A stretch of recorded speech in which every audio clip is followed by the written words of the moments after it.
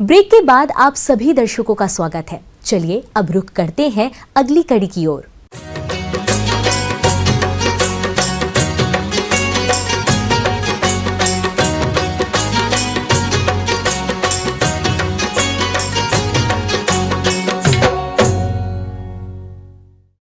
प्रदेश के जिन किसान भाइयों ने तोरई की फसल लगाई है, उनकी फसल इस समय पुष्पन और फलन की अवस्था पर है और इस अवस्था पर फसल में कुछ कार्यों को करना जरूरी होता है ताकि फसल से आपको आगे चलकर भरपूर उत्पादन प्राप्त हो सके।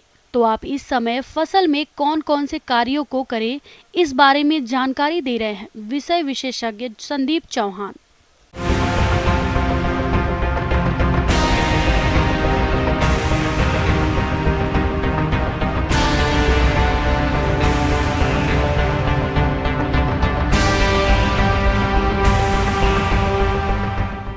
आज हम लेकर आए आपके लिए तोरई की खेती।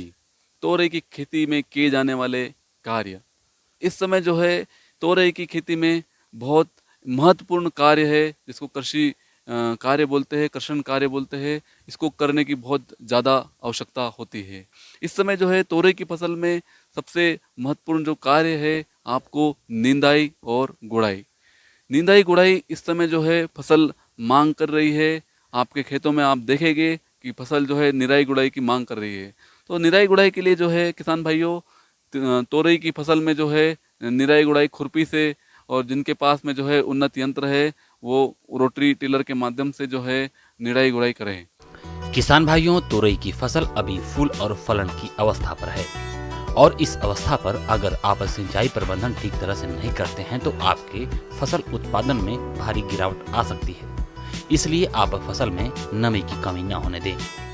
तो किसान भाई जो है इस समय निराई गुड़ाई करने के साथ साथ में जो है जो कार्य होता है गर्मी के मौसम में, वो है सिंचाई प्रबंधन। किसान भाई को सिंचाई प्रबंधन पर भी विशेष ध्यान देना चाहिए। किसान भाइयों को मिट्टी के आधार पर, फसल के आधार पर जो है और फसल की मांग अनुसार जो है इस समय सिंचाई करने की आवश्यकता है।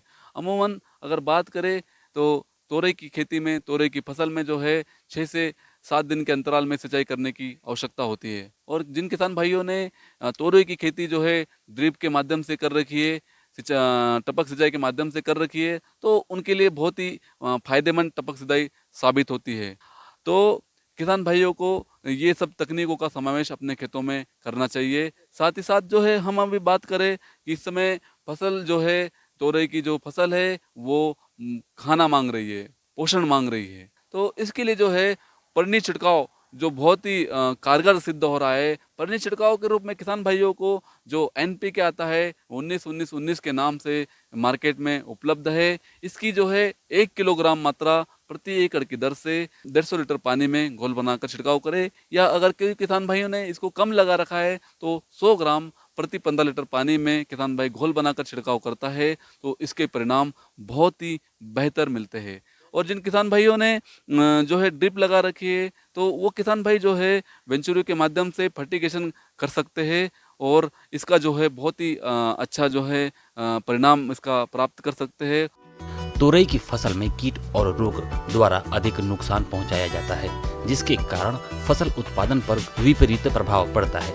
अगर आप इन कीट और रोगों के नियंत्रण पर ध्यान नहीं देते हैं तो आपकी पूरी फसल नष्ट हो सकती है। इसलिए आप इनका समय रहते नियंत्रण करें।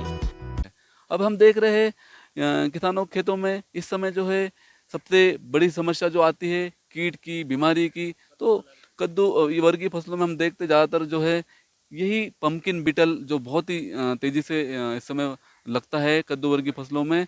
तो इसके लिए जो है किसान भाइयों को जो है पंपकिन बीटल के लिए जो है अल्फा मेथिन नाम की जो दवाई है, उसकी 25 से 30 ml मात्रा प्रति टंकी के हिसाब से जो है किसान भाइयों को उपयोग करना चाहिए। और दूसरा बहुत ही महत्वपूर्ण और किसानों के लिए नुकसानदायक कीड़ा है फल मक्खी, जिसकी चर्चा किसान भाई हर समय करता है। हम जब भी खेतों में जाते हैं किसानों के खेतों में, तो यही कहता है, साहब हमने तो बहुत अच्छे तरीके से ये खेती कर रहे थे, वो कीड़ा आता है, डंक मार के चला जाता है और हमारे उत्पादन को कमी करता है, हमारे उत्पादन को नुकसान पहुंचाता है। ये जो फल मक्खी कीट है, ये बहुत तेजी से इसका संक्रमण इस समय होता है और वो फूल से जब फल बनता है उसी अवस्था में डंक मार देता है, तो आने वाला जो फल होता है वो कुबड़ा होता है और मार्केट में इसको कोई खरीदता नहीं है। तो इसके लिए जो है आप फल मक्खी का जो है फेरोमोन ट्रैप बाजार में आता है। 1 एकड़ में इसको जो है शुरुआती अवस्था में अगर हमको चेक करने की बात करें तो 5 से 6 लगाना चाहिए और पूर्ण रूप से कंट्रोल करना है तो 10 से 15 अपने को उसमें लगाना चाहिए। इसके अलावा आप फल मक्खी कीट के नियंत्रण के लिए प्रोफेनोफास 2 मिलीलीटर दवा को प्रति लीटर पानी के हिसाब से घोलकर 7 दिन के अंतराल पर छिड़काव करते रहें, जिससे आप इस कीट पर नियंत्रण पा सकते हैं। और इस समय हम देख रहे हैं किसान भाई, इसको भूरी मस्सी बोलते हैं, पाउडरी मिल्ड्यू बोलते हैं। आप खेतों में गए तो बोले पाउडर सा हो गया है, पाउडर सफ़ेद हो गया है। तो कोई सफ़ेद मस्सी बोलता है, कुछ अलग अलग नामों से बोलता है। क्षेत्र विशेष के आधार पर बीमारी का नाम अलग अलग होता है। समझने की बात अगर हम करें तो जब सफ़ेद पाउडर जैसा जम जाता है ऊपर और नीचे जमता है तो जिसको हम डाउनी मिल्ड्यू बोलते हैं, ऊपर जमता है तो हम उसको बोलते हैं पाउडरी मिल्ड्यू। तो इसके लिए किसान भाई जो है जो कॉपर बेस्ड फंजीसाइड है, कॉपर ऑक्सीक्लोराइड, इसके लिए बहुत ही अच्छा फफूंद नाशक है। तो कॉपर बेस्ड फंजीसाइड का इसमें उपयोग करें तो इसमें जो है अच्छे परिणाम किसान भाई को मिलते हैं। इसकी जो है लगभग जो है 500 ग्राम मात्रा प्रति एकड़ की दर से इसको उपयोग करना चाहिए। और किसान भाई जो है गर्मी के मौसम में ध्यान रखें कि फफूंदनाशक दवाई, कीटनाशक दवाई का उपयोग जो है वो संध्या के समय करें। जब तापमान कम हो जाता है उस समय जो है कीटनाशक और फफूंदनाशक दवाई का उपयोग करें। इससे जो है बहुत अच्छे परिणाम उसको फफूंदनाशक के मिलते हैं। आगे और भी है कुछ रोचक जानकारियां, पर यहाँ पर रुकेंगे एक और ब्रेक के लिए। जल्द हाजिर होते हैं।